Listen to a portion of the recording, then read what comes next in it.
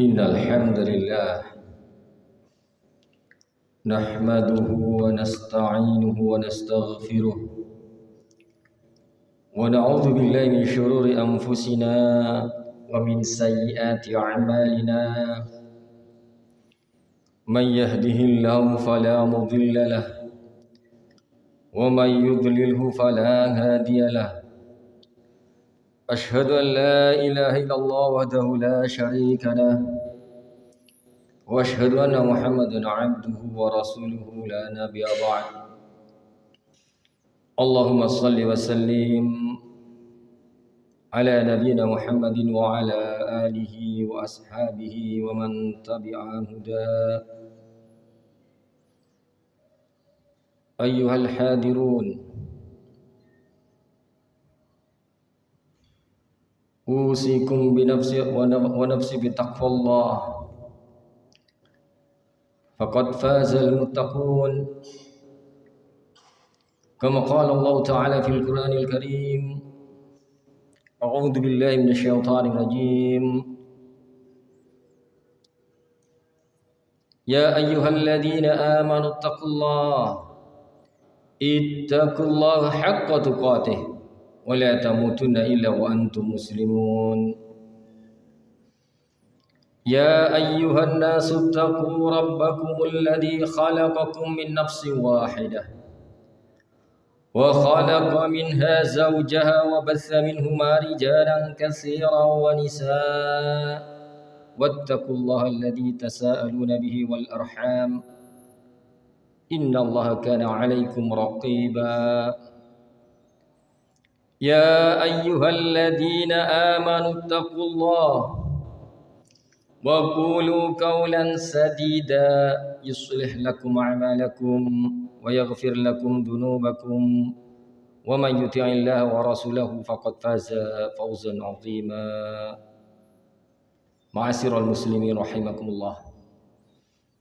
Mengawali khutbah kali ini selayaknya lah kita panjatkan puji syukur kita kehadirat Allah Subhanahu wa taala yang telah memberikan sekian banyak kenikmatan kepada kita, sehingganya dengan kenikmatan yang telah Allah karuniakan kepada kita mampu melangkahkan kaki kita ke masjid ini untuk melaksanakan salah satu kewajiban yang telah ditetapkannya, yaitu melaksanakan ibadah salat Jumat. Salawat dan salam semoga tetap terlimpahkan kepada junjungan kita Nabi Muhammad sallallahu alaihi wasallam, sahabat, keluarga dan pengikutnya hingga akhir zaman. Ma'asyiral muslimin rahimakumullah, tak lupa pula dari mimbar yang mulia ini saya mewasiatkan kepada diri saya pribadi dan segenap yang hadir agar tetap menjaga ketakwaan di dalam hati kita. Karena dengan ketakwaan inilah yang akan menjamin kebahagiaan kita di dunia wal akhirah. Ma'asyiral muslimin rahimakumullah. Dalam Al-Quran surah Al-Baqarah ayat yang kedua sampai dengan ayat yang ke-20, Allah membagi manusia dalam 3 golongan, yaitu mukmin, kafir, dan munafik. Dari ayat yang kedua sampai dengan ayat yang ke-20 tersebut, penjelasan tentang orang yang beriman hanya 4 ayat. Orang kafir hanya 2 ayat. Dan selebihnya 13 ayat menjelaskan tentang orang munafik. Hal ini menunjukkan kepada kita agar kita benar-benar hati-hati dan mengenali sifat-sifat orang munafik, karena mereka bisa bersama satu barisan dengan kita orang-orang yang beriman, tetapi mereka merusak dan menghancurkan barisan-barisan kita dari dalam. Dan ini juga untuk menunjukkan agar kita hati-hati, jangan sampai sifat-sifat kemunafikan menempel pada diri kita. Allah berfirman di ayat yang ke-8, "Wa minan nasi may yaqulu amanna billahi wa bil yaumil akhir wa ma hum bimumin." Dan di antara manusia ada yang berkata, "Amanna billahi wa bil yaumil akhir." Kami telah beriman kepada Allah dan hari akhir. Tapi Allah bantah, "Wa ma hum bimumin." Dan mereka bukanlah dari golongan orang-orang yang beriman. Ayat ini menjelaskan tipe manusia yang mengaku-ngaku beriman, tapi sebenarnya mereka kafir. Itulah manusia munafik. Dalam ayat berikutnya dijelaskan ciri-ciri orang munafik. Ciri yang pertama dari orang-orang munafik adalah mereka pembohong dan suka khianat. Yukhadi'una Allah walladzina amanu wa ma yakhda'una illa anfusahum wa ma yash'urun. Mereka hendak menipu Allah dan orang-orang yang beriman, dan tidaklah tertipu kecuali diri mereka sendiri, akan tetapi mereka tidak menyadari. Hasan Al-Basri mengatakan, "Minan nifaq ikhtilafu qalbi wal lisan, wa ikhtilafu sirri wal alaniyah, wa ikhtilafu dukhul wal khuruj." Di antara tanda kemunafikan adalah berbeda antara hati dan lisan. Berbeda antara yang disembunyikan dengan yang ditampakkan. Berbeda antara yang di dalam dan yang di luar. Dari Abu Hurairah radhiyallahu an, ia berkata bahwa Rasulullah sallallahu alaihi wasallam bersabda, "Min alamatin munafiqil salasah, idza haddasa kadaba, wa idza wa'ada akhlafah, wa idza tumina khana." Di antara tanda orang munafik ada 3. Yang pertama, jika berbicara ia bohong. Yang kedua, jika berjanji ia tidak menepati. Dan yang ketiga, jika diberi amanat ia khianat. Hadis riwayat Muslim nomor yang ke-59. Di dalam hadis yang lain, riwayat Muslim, Rasulullah sallallahu alaihi wasallam bersabda, ada 4 tanda. Jika seseorang memiliki 4 tanda ini komplit, maka ia disebut munafik tulen. Yang pertama, jika diberi amanah ia khianat. Yang kedua, jika berbicara dia dusta. Yang ketiga, jika membuat janji tidak dipenuhi. Dan yang keempat, jika berselisih dia akan berbuat zalim. Ciri yang kedua yang disebutkan dalam surat Al-Baqarah adalah ada penyakit keraguan dalam hati. Ciri kedua dari orang-orang munafik adalah di dalam hati mereka ada keraguan tentang Allah dan apa-apa yang diturunkan kepada Rasulnya berupa Al-Quran dan ajaran Islam. Baik itu hukum-hukum ataupun ibadah dan akidah. Sebagaimana yang sering terlontar di zaman ini, seperti ucapan mereka yang mengatakan hukum-hukum atau syariat-syariat Islam ini itu tidak relevan dengan zaman. Bahkan mereka mulai mengkritisi Al-Quran. Fi qulubihim maradun, kata Allah, di dalam hati mereka itu ada penyakit. Fazadahumullahu marada, maka Allah tambah penyakitnya. Walahum adzabun alim bima kanu yakdzibun. Bagi mereka azab yang pedih disebabkan apa yang mereka dustakan. Ciri yang ketiga adalah gemar melakukan kemungkaran, namun berdalih itulah kebaikan. Allah berfirman dalam surat Al-Baqarah ayat yang ke-11, Wa idza qila lahum la tufsidu fil ard qalu innama nahnu muslihun. Dan jika dikatakan kepada mereka la tufsidu fil ard, janganlah kalian membuat kerusakan di muka bumi, qalu, mereka berkata, innama nahnu muslihun, justru kami ini berbuat kebaikan di muka bumi. Dalam surat At-Taubah ayat yang ke-67 disebutkan bahwa orang munafik adalah orang-orang fasik. Mereka mengajak untuk berbuat mungkar dan mencegah untuk berbuat kebaikan. Al-munafiquna wal munafiqatu ba'duhum min ba'di ya'muruna bil munkar wa yanhauna 'anil ma'ruf wa yaqbiduna aydiyahum nasullahu fa nasiyahum innal munafiqina humul fasiqun. Orang-orang munafik laki-laki dan perempuan satu dengan yang lainnya sama saja. Mereka menyuruh berbuat yang mungkar dan mencegah perbuatan yang ma'ruf, dan mereka menggenggam tangannya karena kikir. Mereka telah melupakan Allah, maka Allah melupakan mereka. Sesungguhnya orang-orang munafik itulah orang-orang fasik. Ciri yang keempat yang disebutkan dalam surat Al-Baqarah ayat yang ke-14 adalah mereka bermuka dua. Wa idza laqul ladina amanu qalu amanna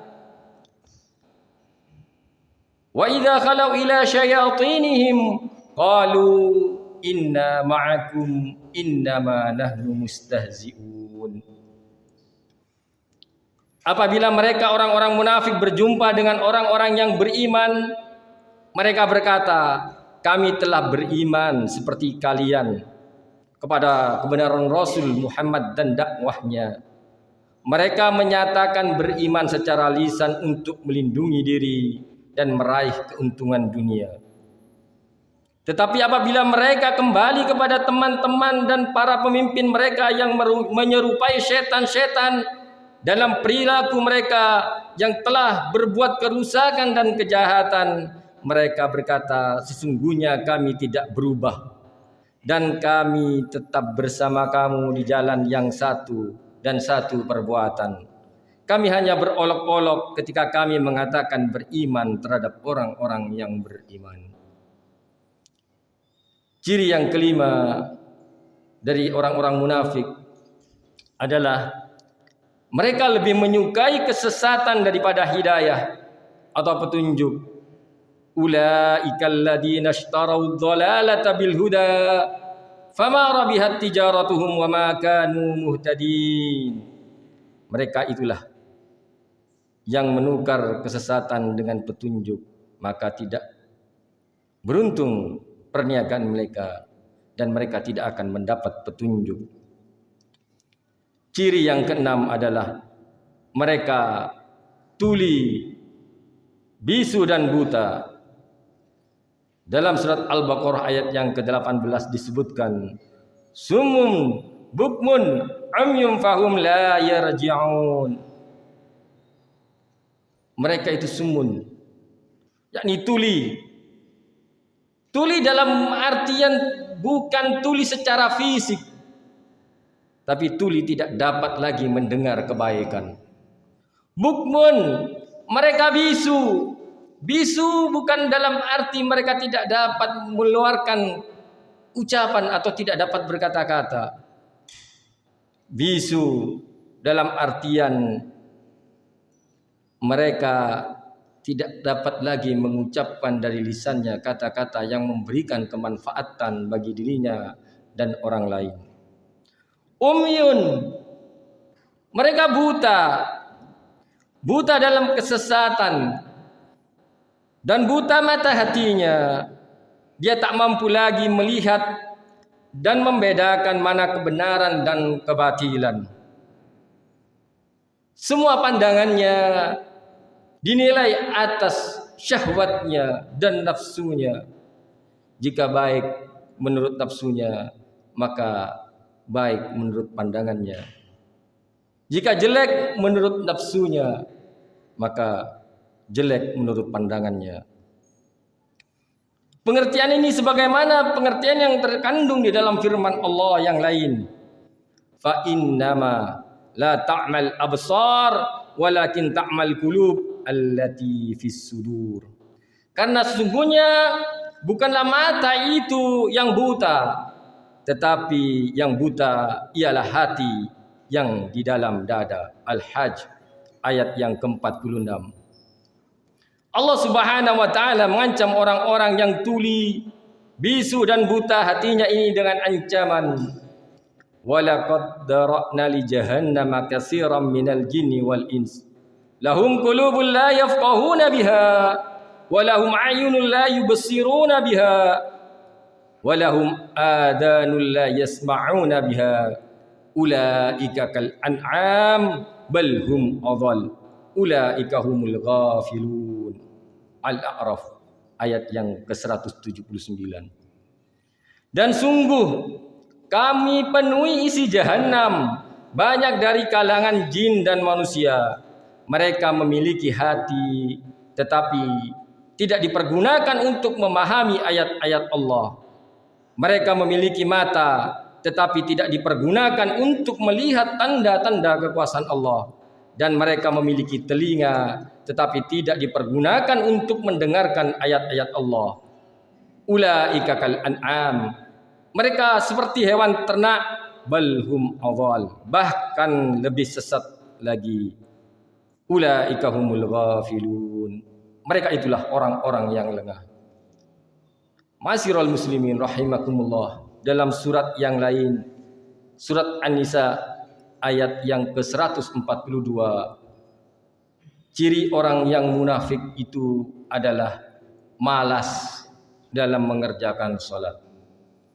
Allah berfirman, innal munafiqina yukhadi'una Allah wa huwa khadi'uhum wa idza qamu ila shalah qamu kusala yura'una an-nas wa la yadhkuruna Allah illa qalil. Sesungguhnya orang munafik itu hendak menipu Allah, tetapi Allah lah yang menipu mereka. Apabila mereka berdiri untuk sholat, mereka melakukan dengan malas. Mereka bermaksud riya, ingin dipuji di hadapan manusia, dan mereka tidak mengingat Allah kecuali sedikit sekali. Dari Abu Hurairah radhiyallahu an, ia berkata bahwa Rasulullah sallallahu alaihi wasallam bersabda, "Laisa salatan athqala 'alal munafiqin min salatil fajri wal 'isya walau ya'lamuna ma fihima la'atauhuma walau habban." Tidak ada salat yang lebih berat bagi orang munafik selain dari salat subuh dan salat isya. Seandainya mereka tahu keutamaan yang ada pada kedua salat tersebut, tentu mereka akan mendatanginya walau merangkak. Kadangkala Rasulullah SAW selepas salat subuh bertanya, "Asyahidun fulan?" Apakah si fulan hadir untuk salat berjemaah? Maka sahabat menjawab, "La, tidak." Kemudian Rasulullah bertanya lagi tentang sahabatnya yang lain, "Asyahidun fulan?" Apakah si fulan hadir? Dan sahabat yang lain menjawab, "La, tidak." Kemudian Rasulullah SAW bersabda, "Inna hataini salataini asqalu salawati 'alal munafiqin." Sesungguhnya dua salat ini, kata Rasulullah, salat Isya dan salat subuh adalah salat yang paling berat dikerjakan bagi orang-orang munafik. Hadis riwayat Abu Dawud nomor 554 dan An-Nasa'i nomor 843. Ma'asyiral muslimin rahimakumullah. Itulah ciri-ciri dan sifat-sifat orang munafik yang disebutkan dalam Al-Quran. Selaku khatib, Pada mimbar yang mulia ini saya mengingatkan tanda-tanda tersebut sebagai peringatan agar kita berhati-hati terhadap kemunafikan. Karena balasan bagi orang-orang munafik adalah tempat yang paling buruk dalam neraka, yaitu neraka terbawah. Sebagaimana firman Allah, innal munafiqina fid darkil asfali minan nar walan tajida lahum nasira.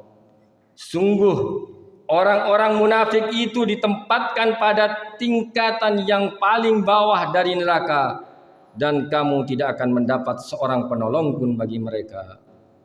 Mudah-mudahan kita semua yang hadir diselamatkan oleh Allah dari sifat-sifat kemunafikan dan Allah jauhkan kita dari neraka. Amin. Barakallahu li wa lakum fil Qur'anil Karim wa nafa'ani wa iyyakum bima fihi minal ayati wa dzikril hakim. Aqulu qawli hadza wa astaghfirullah li wa lakum wa lisairil muslimin min kulli dhanbin fastaghfiruh innahu huwal ghafurur rahim.